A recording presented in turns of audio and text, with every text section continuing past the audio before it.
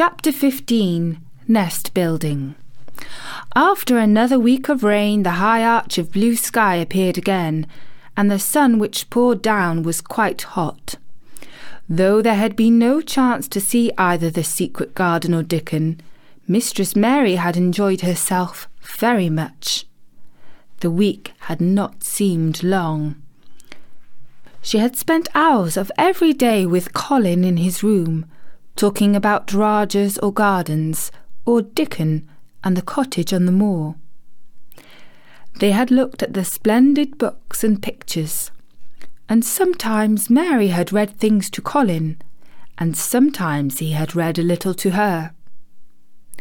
When he was amused and interested, she thought he scarcely looked like an invalid at all, except that his face was so colourless, and he was always on the sofa.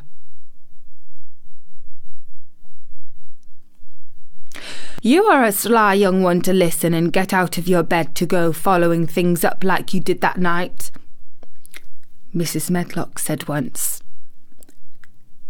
"But there's no saying it's not been a sort of blessing to the lot of us. He's not had a tantrum or a whining fit since you made friends. The nurse was just going to give up the case because she was so sick of him, but she says she doesn't mind staying now you've got on duty with her," laughing a little. In her talks with Colin, Mary had tried to be very cautious about the secret garden.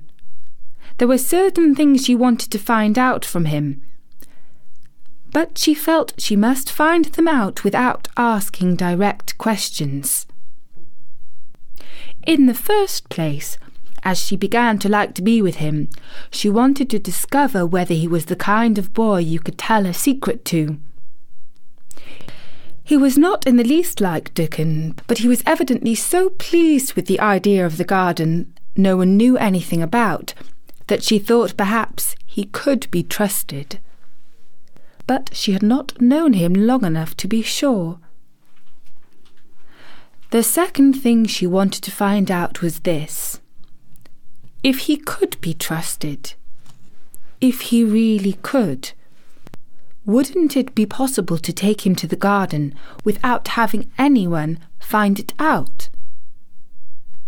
The Grand Doctor had said that he must have fresh air, and Colin had said that he would not mind fresh air in a secret garden.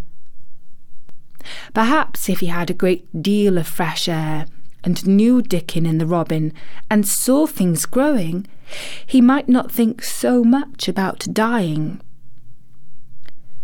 Mary had seen herself in the glass sometimes lately, when she had realised that she looked quite a different creature from the child she had seen when she arrived from India. This child looks nicer. Even Martha had seen a change in her. "The air from the moor has done thee good already. They're not so yellow and they're not so scrawny. Even the hair doesn't slant down on the head so flat. It's got some life in it, so as it sticks out a bit." "It's like me," said Mary. "It's growing stronger and fatter. I'm sure there's more of it." "It looks it for sure," said Martha, ruffling it up a little around her face. "Though I'm not half so ugly when it's that way, and there's a bit of red in her cheeks." If gardens and fresh air had been good for her, perhaps they would be good for Colin. But then, if he hated people to look at him, perhaps he would not like to see Dickon. "Why does it make you angry when you are looked at?" she inquired one day. "I always hated it," he answered, "even when I was very little. Then, when they took me to the seaside, and I used to lie in my carriage, everybody used to stare, and ladies would stop and talk to my nurse, and then they would begin to whisper, and I knew then that they were saying I shouldn't live to grow up. Then sometimes the ladies would pat my cheeks and say, 'Poor child.' Once, when a lady did that, I screamed out loud and bit her hand. She was so frightened she ran away. She thought She thought you had gone mad like a dog, said Mary, not at all admiringly. I don't care what she thought, said Colin, frowning. I wonder why you didn't scream and bite at me when I came into your room, said Mary. Then she began to smile slowly. I thought you were a ghost or a dream, he said. You can't bite a ghost or a dream, and if you scream they don't care. Would you hate it if a boy looked at you? Said Mary uncertainly. He lay back on his cushion and paused thoughtfully. There's one boy, he said quite slowly, as if he were thinking over every word. There's one boy I shouldn't mind. It's that boy who knows where the foxes live. Dickon. I'm sure you wouldn't mind him, said Mary. The birds don't, and other animals, he said, still thinking it over. Perhaps that's why I shouldn't. He's a sort of animal charmer, and I am a boy animal. Then he laughed, and she laughed too. In fact, it ended in their both laughing a great deal, and finding the idea of a boy animal hiding in his hole very funny indeed. What Mary felt afterwards was that she need not fear about Dickon. On that first morning when the sky was blue again, Mary wakened very early. The sun was pouring in slanting rays through the blinds, and there was something so joyous in the sight of it that she jumped out of bed and ran to the window. She drew up the blinds and opened the window itself, and a great waft of fresh, scented air blew in upon her. The moor was blue, and the whole world looked as if something magic had happened to it. There were tender little flutting sounds here and there and everywhere, as if scores of birds were beginning to tune up for a concert. Mary put her hand out of the window and held it into the sun. It's warm, warm, she said. It will make the green points push up, and it will make the bulbs and roots work and struggle with all their might under the earth. She kneeled down and leaned out of the window as far as she could, breathing big breaths and sniffing the air until she laughed, because she remembered what Dickon's mother had said about the end of his nose quivering like a rabbit's. It must be very early, she said. The little clouds are all pink, and I've never seen the sky look like this. No one is up. I don't even hear the stable boys. A sudden thought made her scramble to her feet. I can't wait. I am going to see the garden. She had learned to dress herself by this time, and she put on her clothes in 5 minutes. She knew a small side door which she could unbolt herself, and she flew downstairs in her stocking feet and put on her shoes in the hall. She unchained and unbolted and unlocked, and when the door was open, she sprang across the step with one bound, and there she was standing on the grass, which seemed to have turned green, and with the sun pouring down on her, and warm sweet wafts about her, and the fluting and twittering and singing coming from every bush and tree. She clasped her hands for pure joy, and looked up in the sky, and it was so blue and pink and pearly and white and flooded with springtime light that she felt as if she must flute and sing aloud herself, and knew that thrushes and robins and skylarks could not possibly help it. she ran around the shrubs and paths towards the secret garden. "It is all different already," she said. "The grass is greener, and things are sticking up everywhere, and things are uncurling, and green buds of leaves are showing. This afternoon, I am sure Dickon will come." The long warm rain had done strange things to the herbaceous beds which bordered the walk by the lower wall. There were things sprouting and pushing out from the roots of clumps of plants, and there were actually here and there glimpses of royal purple and yellow unfurling among the stems of crocuses. 6 months before, Mistress Mary would not have seen how the world was waking up. But now she missed nothing. When she had reached the place where the door hid itself under the ivy, she was startled by a curious loud sound.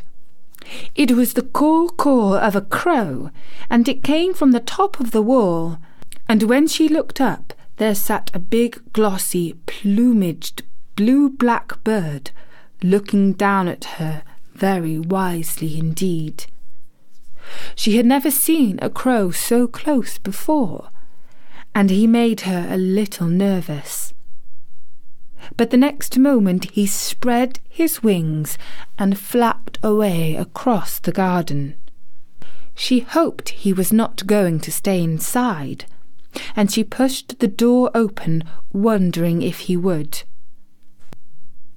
When she got fairly into the garden, she saw that he probably did intend to stay, because he had alighted on a dwarf apple tree, and under the apple tree was lying a little reddish animal with a bushy tail. And both of them were watching the stooping body and rust-red head of Dickon, who was kneeling on the grass, working hard. Mary flew across the grass to him. "Oh, Dickon, Dickon!" she cried out. "How could you get here so early? How could you? The sun has only just got up." He got up himself, laughing and glowing and tousled, his eyes like a bit of the sky. "Eh," he said, "I was up long before him. How could I have stayed abed? The world's all fair begun again this morning, it has. And it's working and humming and scratching and piping and nest building and breathing out scents till you've got to be on it, 'stead of lying on your back." When the sun did jump up, the moor went mad for joy, and I was in the midst of the heather, and I run like mad myself, shouting and singing. And I come straight here. I couldn't have stayed away, where the garden was lying here waiting. Mary put her hand on her chest, panting as if she had been running herself. "Oh, Dickon, Dickon, Dickon!" she said. "I'm so happy, I can scarcely breathe." Seeing him talking to a stranger, the little bushy-tailed animal rose from its place under the tree and came to him. And the rook, cawing once, flew down from its branch and settled quietly on his shoulder. "This is the little fox cub," he said, rubbing the little reddish animal's head. "It's named Captain. And this here's Soot. Soot, he flew across the moor with me, and Captain, he runs same as if the hounds had been after him. They both felt the same as I did." Neither of the creatures looked as if he were the least afraid of Mary. When Dickon began to walk about, Soot stayed on his shoulder, and Captain trotted quietly close to his side. "See here," said Dickon. "See how these has pushed up, and these. And look at these here." He threw himself upon his knees, and Mary went down beside him. They had come upon a whole clump of crocuses burst into purple and orange and gold. Mary bent her face down, and kissed them. "You never kiss a person in that way," she said when she lifted her head. "Flowers are so different." He looked puzzled, but smiled. "Eh," he said. "I've kissed Mother many a time that way when I came in from the moor after a day's roaming, and she stood there at the door in the sun looking so glad and comfortable." They ran from one part of the garden to another, and found so many wonders that they were obliged to remind themselves that they must whisper or speak low. He showed her swelling leaf buds or rose branches which had seemed dead. He showed her 10,000 new green points pushing through the mould. They put their eager young noses close to the earth and sniffed its warm springtime breathing. They dug and pulled and laughed low with rapture, until Mistress Mary's hair was as tumbled as Dickon's, and her cheeks were almost as poppy red as his. There was every joy on earth in the secret garden that morning, and in the midst of them came a delight more delightful than all, because it was more wonderful. Swiftly something flew across the wall and darted through the trees to a close-grown corner. A little flare of red-breasted bird with something hanging from its beak. Dickon stood quite still and put his hand on Mary, almost as if they had suddenly found themselves laughing in a church. "We munnot stir," he whispered in broad Yorkshire. "We munnot scare breathe. I knowed he was mit hunting when I seen him last. It's Ben Weatherstaff's robin. He's building his nest. He'll stay if us don't fight him." They settled down softly upon the grass and sat there without moving. "Us mustn't seem as if us was watching him too close," said Dickon. "He'd be out with us for good if he's got the notion he was interfering now. He'll be a good bit different till all this is over. He's setting up housekeeping. He'll be shy and readier to take things ill. He's got no time for visiting and gossiping. Us must keep still a bit and try to look as if us was grass and trees and bushes. Then, when he's got used to seeing us, I'll chirp a bit, and he'll know us'll not be in his way." Mistress Mary was not at all sure that she knew, as Dickon seemed to, how to try to look like grass and trees and bushes. But he had said the queer thing as if it were the simplest and most natural thing in the world, and she felt it must be quite easy to him. And indeed she watched him for a few minutes carefully, wondering if it was possible for him to quietly turn green and put out branches and leaves.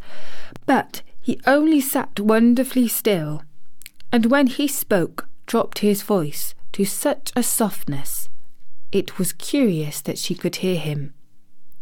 But she could. "It's part of the springtime, this nest building is," he said.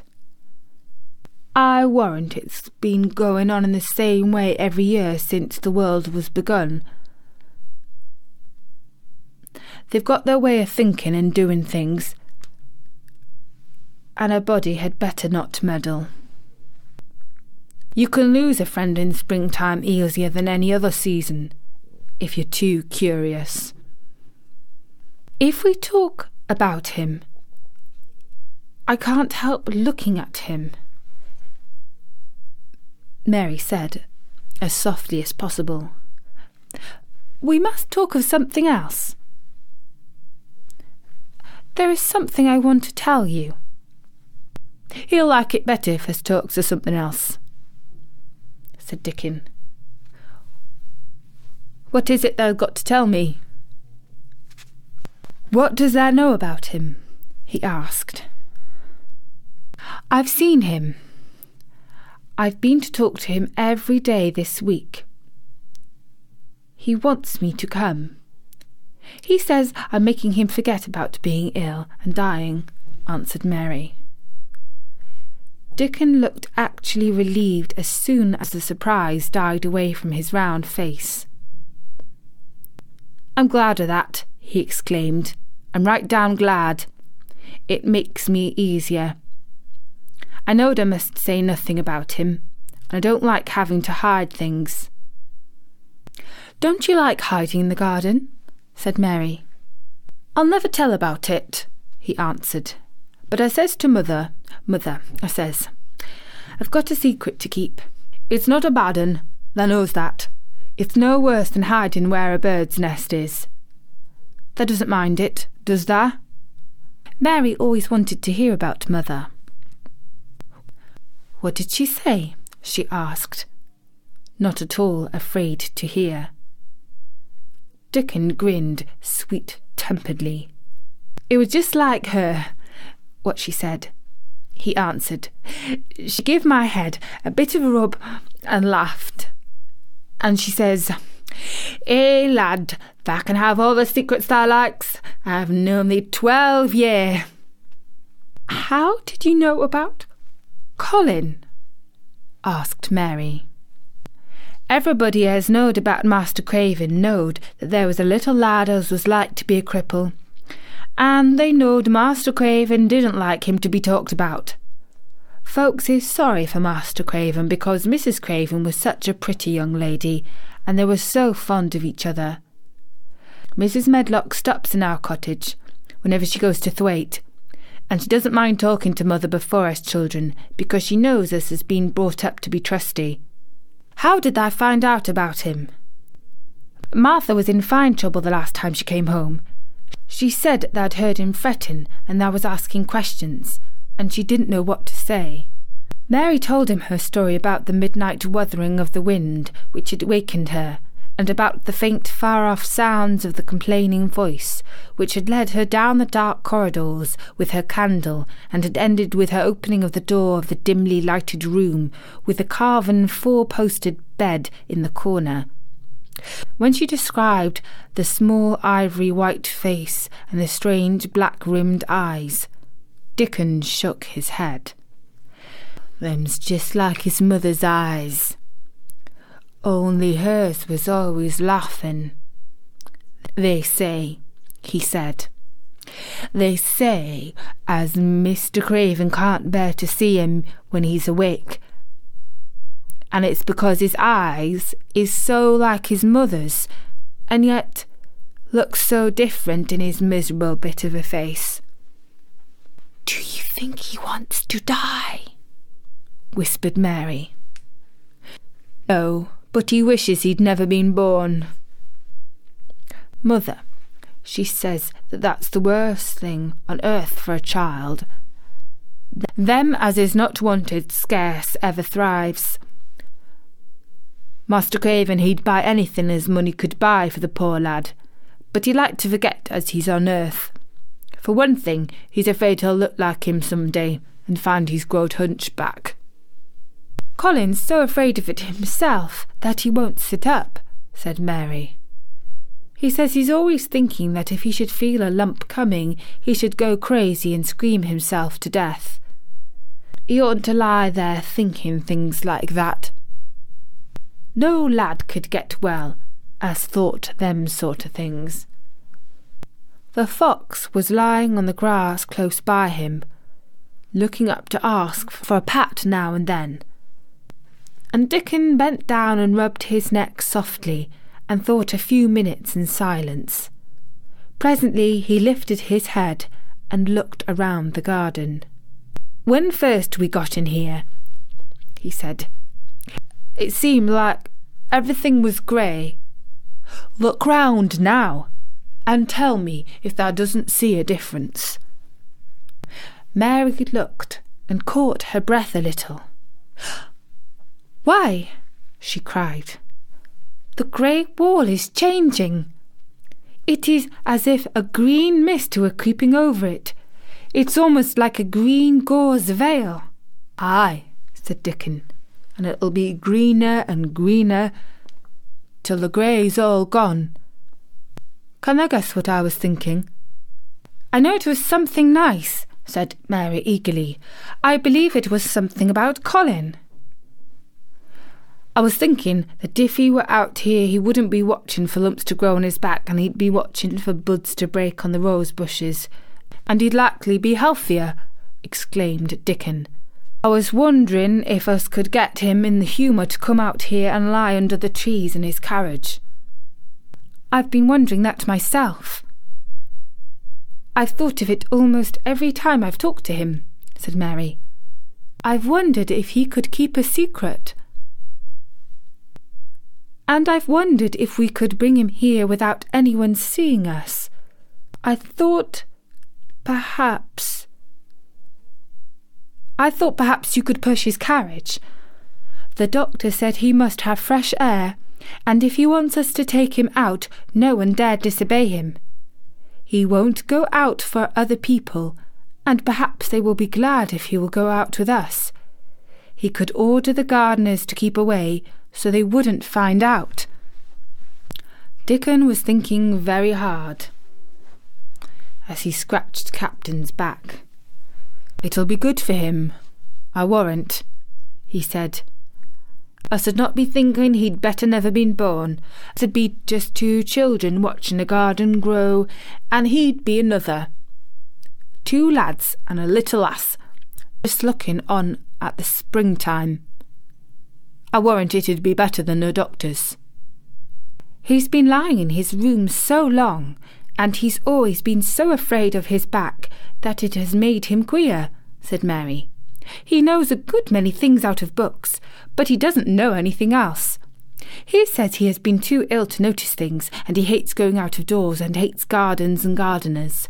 But he likes to hear about this garden because it is a secret. I daren't tell him much, but he said he wanted to see it. Us'll have him out here sometime for sure," said Dickon. "I could push his carriage well enough. Hast thou noticed how the robin and his mate has been working here while we've been sitting here? Look at him, perched on that branch, wondering where it'd be best to put that twig he's got on his beak." He made one of his low whistling calls, and the robin turned his head and looked at him inquiringly, still holding his twig. Dickon spoke to him as Ben Weatherstaff did, but Dickon's tone was one of friendly advice. "Wherever thou puts it," he said, "it'll be all right. Thou knew how to build thy nest before they came out of the egg. Get on with thee, lad. Thou's got no time to lose." "Oh, I do like to hear you talk to him," Mary said, laughing delightedly. "Ben Weatherstaff scolds him and makes fun of him, and he hops about and looks as if he understood every word, and I know he likes it. Ben Weatherstaff says he is so conceited he would rather have stones thrown at him than not be noticed." Dickon laughed too and went on talking. "Thou knows we won't trouble thee," he said to the robin. "Us is near being wild things ourselves. Us is nest building too. Bless thee. Look out thou doesn't tell on us." And though the robin did not answer, because his beak was occupied, Mary knew that when he flew away with his twig to his own corner of the garden, the darkness of his dew-bright eye meant that he would not tell their secret for the world. And that was the 15th chapter of The Secret Garden. And so Mary and Dickon have discovered Ben Weatherstaff's robin is building a nest for springtime. And it seems the cheery little bird will keep her story a secret. Let's see if together they can bring Master Craven's son into the garden.